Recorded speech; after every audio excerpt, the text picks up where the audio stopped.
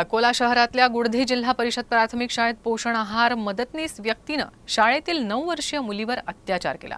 चंद्रमणी चव्हाण असं नराधमाचं नाव आहे। तक्रार मिळताच पोलिसांनी त्याच्याविरुद्ध बाल संरक्षण कायद्याअंतर्गत गुन्हा दाखल केलाय। चंद्रमणी चव्हाण गेल्या अनेक वर्षांपासून गुडधीतील जिल्हा परिषद प्राथमिक शाळेत शालेय पोषण आहार मदतनीस म्हणून कार्यरत आहेत। ते दररोज शाळेत खिचडी बनवण्याचं काम करतात। 4 जून रोजी चव्हाण हे शाळेत विद्यार्थ्यांना खिचडी वाटप करत असताना यातील एका 9 वर्षीय विद्यार्थिनीला त्यांनी सोबत नेलं। म्हणजे ज्या ठिकाणी खिचडी बनवल्या जाते त्याच खोलीत या 9 वर्षीय चिमुकली विद्यार्थिनीला नेत तिचा विनयभंग केला। त्यामुळे ती घाबरली आणि 2 दिवस शाळेत गेली नाही। घडलेला सर्व प्रकार तिनं त्यानंतर आपल्या आईला सांगितला। त्यानंतर कुटुंब जिल्हा परिषद शाळेत पोहोचलं आणि चांगलाच गोंधळ झाला। या दरम्यान चंद्रमणी चव्हाण हे पळून गेले। सद्यस्थितीत या प्रकरणात सिव्हिल पोलिसांनी गुन्हे दाखल केले आहेत आणि चंद्रमणी चव्हाण यांचा शोध सुरू आहे।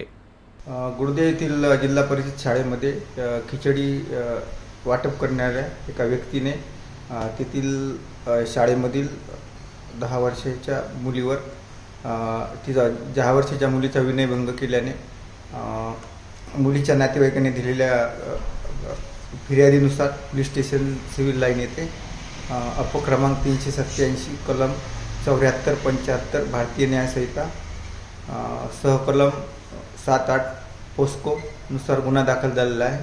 सदर गुन्ह्यामधील आरोपी सध्या फरार असून त्याचा शोध घेणं सुरू आहे। काल 5 जुलै 2024 रोजी शालेय कामकाज सुरू असताना दुपारी 1:30 वाजता एका 4थ्या वर्गातल्या विद्यार्थिनीची आई आमच्याकडे शालेय पोषण आहार शिजवणारे जे मदतनीस आहे त्यांची तक्रार घेऊन आले आणि तक्रारीत त्यांनी तोंडी तक्रार केली की यांनी माझ्या मुलीची छेडखानी केली।